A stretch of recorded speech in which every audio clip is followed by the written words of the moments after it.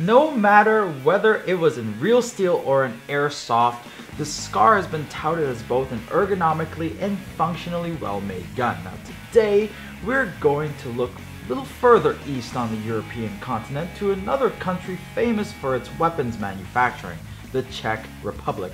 And today, we're looking at CZ.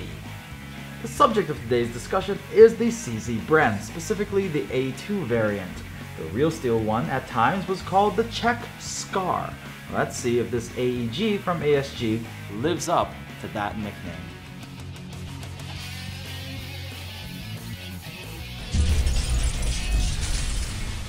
Hey guys, at long last, the CZ Bren by our friends at ASG has made it to our review table. Now, today we're going to be talking about this particular one. This is the carbine A2 version. Now, what's the difference between A2 and A1, you may ask? I could read y'all's minds. The difference is, believe it or not, barrel length. That's it. As I mentioned in the intro, this has oftentimes been referred to as the Czech SCAR. And right off the bat, you're gonna see it bears uncanny resemblance to the SCAR 16 or SCAR L. Some of the similarities include this gas adjuster right up front, very similar to what you see at the SCAR. Also, the reciprocating charging handle. Now, of course, this one does not reciprocate because it's an AEG, but it also looks very similar to the SCAR and it's at the similar placement.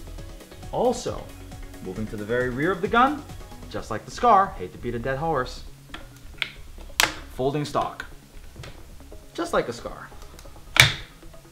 But there are some unique personality traits about this gun that does differentiate this from the SCAR. So come a little closer, we'll go from there. The version that we have here today is their Pro line from ASG. This is also a fully licensed gun, so you see all the correct markings all over it where they need to be. The gun itself is just like the real one with a metal upper receiver and a polymer lower receiver. Moving a little bit towards the front, there are plenty of rails for all of your accessories. Rails on the bottom, sides, and a monolithic rail up top. Now you can remove these side rails if you so choose. The charging handle can actually be placed on the other side of the gun, but that hard technical stuff, I'm gonna leave it for my buddy Gambit. So if you wanna check out that video, click on the card you see up top. Now we all know the SCAR is ergonomically sound. With this gun though, it is no slouch. Starting off with this pistol grip, it's angled perfectly and it fits in your hand very snug. The fire selector, it just works and it's ambidextrous. Both paddles are not too big where it becomes obtrusive or too small where you have to strain your hand to select what mode of fire you want it to be. Right on the trigger guard is also the magazine release. It works. Finally, we move to the stock. Now, much like the stock, it does fold, it does adjust to a different length of pull, and you can even adjust its cheek riser by taking it off and putting it back on to wherever you want it to be.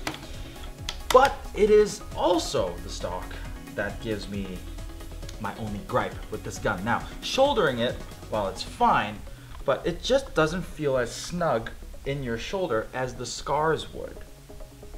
But I guess to each their own. Come a little closer, let's look at the internals of the gun. To access some of the internal parts, first you need to remove the stock right here.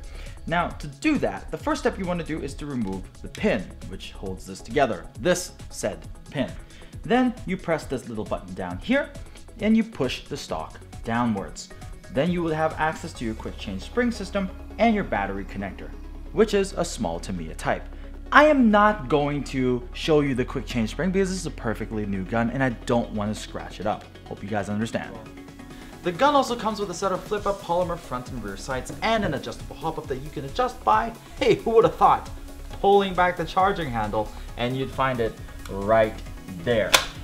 It comes with as well a 300 round high capacity magazine that is not a standard M4 mag, so don't buy standard M4 mags expecting it to work with the Bren.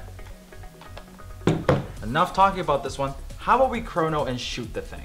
I'm using an 11.1 volt LiPo and 0.2 gram BBs.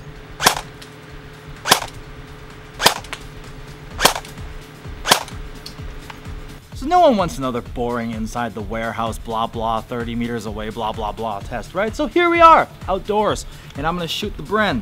2 targets, both airsoft surgeon green gas cans, respectively 25 and 30 meters downrange. Don't worry, there's nothing in them, so nothing's gonna explode like the 80s. With me is of course the Bren, and let's see how Czech SCAR this thing is gonna perform. To assist me, I have the RWA first focal 1:6x24 scope. Less talking, more shooting.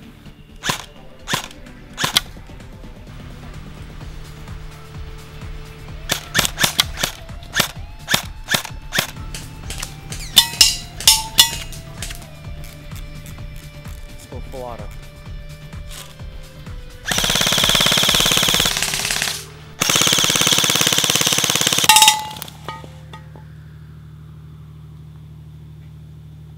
So guys, if you want to watch another really cool ASG video that Tim and I did before, why don't you check out the Scorpion Evo Carbine video. Yes, carbine, not that silliness that he talks about, carbine. Carbine. Click on the card above.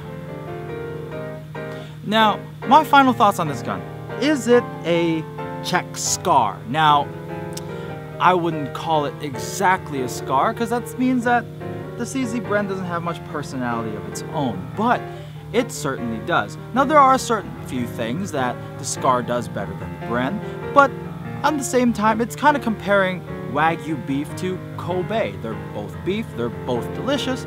Maybe the Kobe has a little bit more flavor to it, and that's what I'm referring to the SCAR. What do you guys think? Let me know in the comment section below. Would you prefer the Czech SCAR or the original Belgian SCAR? Let me know. And for this cool product and many more, don't forget to check out our online store at www.redwolfairsoft.com. My name is Mark, aka Bruce Steele, and I'll catch you guys on the next episode of RedWolf TV. Now, I need to figure out how to get off this mountain. Tim?